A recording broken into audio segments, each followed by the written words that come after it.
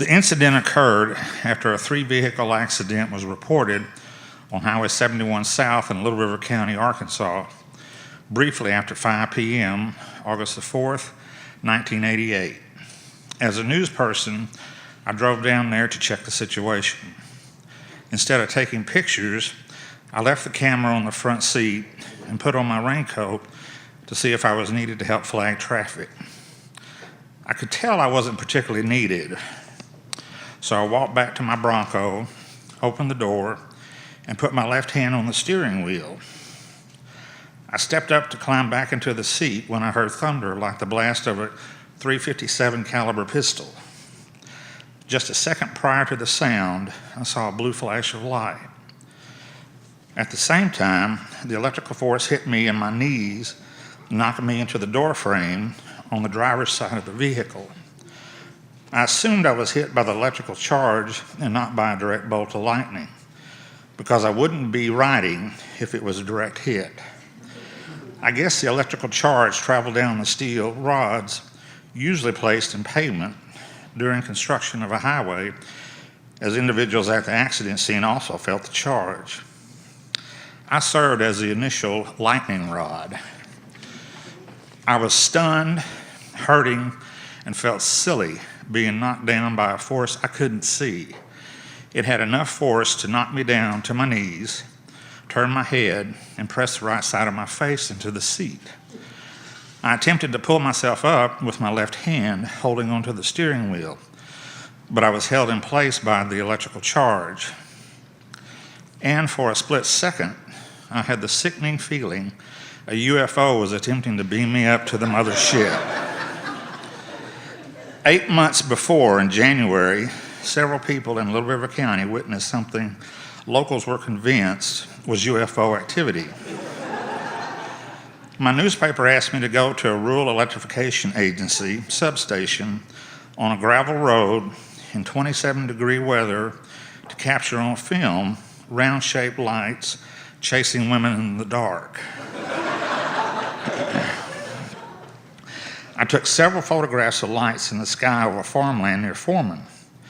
When I was photographing, the object in the sky appeared to be a solid glowing light, and I never noticed any movement. It simply went out as if someone turned off a light switch. We never heard any noise similar to any type of aircraft engine, whether it be a fixed-wing aircraft, helicopter, or an ultralight aircraft. I never knew a few simple frames of lights would be questioned more than any photos I've ever taken. I understand the skeptical nature of the public, and I share their skepticism. On that night, I responded to numerous requests of Little River County people to help investigate what was roaming the skies, scaring and mesmerizing people over sparsely populated farmland.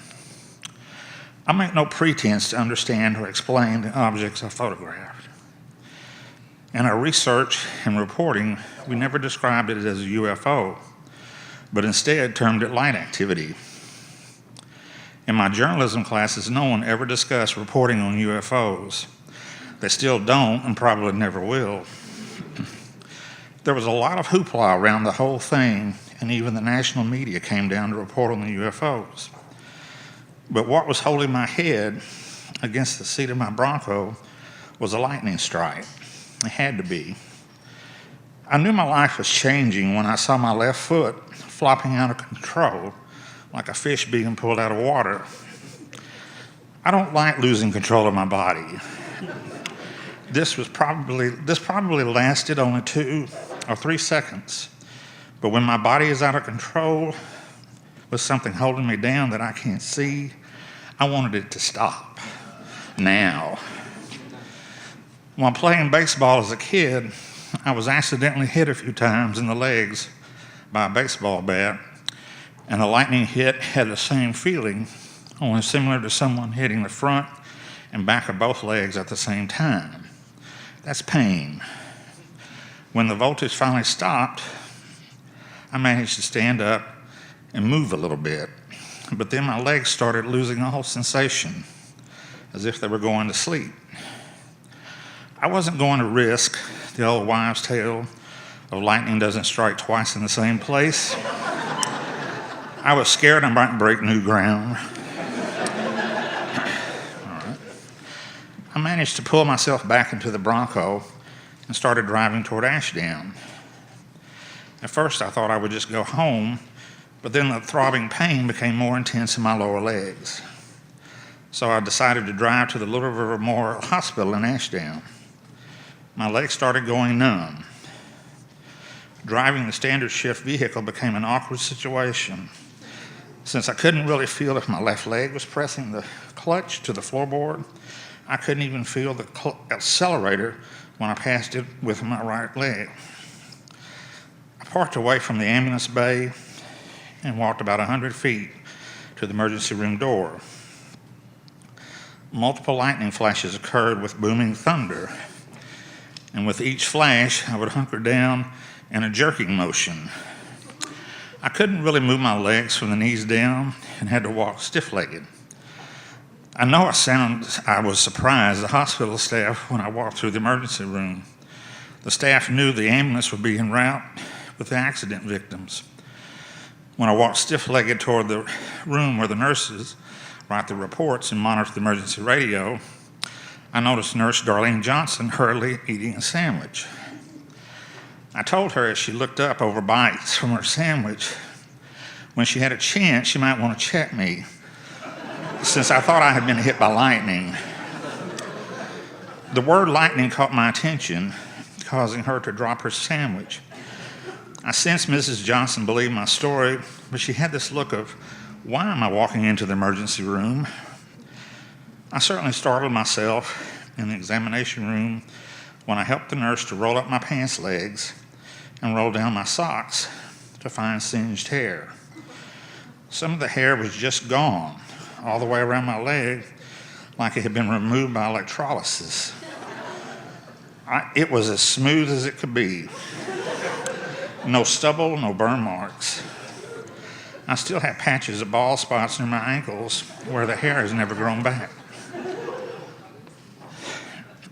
I knew I could live hairless, but I was concerned when my legs from the knees down and my feet were turning a blue-black color. The circulation had been slowed, and I started worrying about losing my feet. But I kept moving my toes and rubbing my legs, and I started feeling everything again while the emergency room staff was assessing for potential heart damage with an EKG and for potential fractures with x-rays. Dr. Jim Armstrong explained during the treatment that the x-rays were needed to determine fractures. He said the voltage from lightning causes involuntary muscle contractions with enough power to break bones. That explained why I saw my feet flopping out of control while my face was pressed sideways into the seat. My injuries were limited to the burns on each toe, bruises on the feet, and 5 little burn marks on my right thigh where I had 5 pennies in my pocket. I was admitted to a room for overnight observation. I also provided myself as a learning tool for Dr. Armstrong and Dr. Wayne Reed. After they knew I was out of danger, they kept checking my condition. They would come in the room, lift up the sheet, and both would say, "Look at that." They would shake their heads and then walk out. My daughter Heather, who was 8 years old at the time, saw the doctors check me once, and she also knew what to do. When some coworkers and my parents arrived to check on me, she threw back the sheet and told the audience, "Look at that." My modesty was lost that night. Besides the hairless spots on my ankles, the only physical change I noticed was my shoe size. It has grown 1 size from a men's size 9 to a size 10. Maybe the lightning has something to do with larger feet, but nothing else grew. And I never did glow in the dark.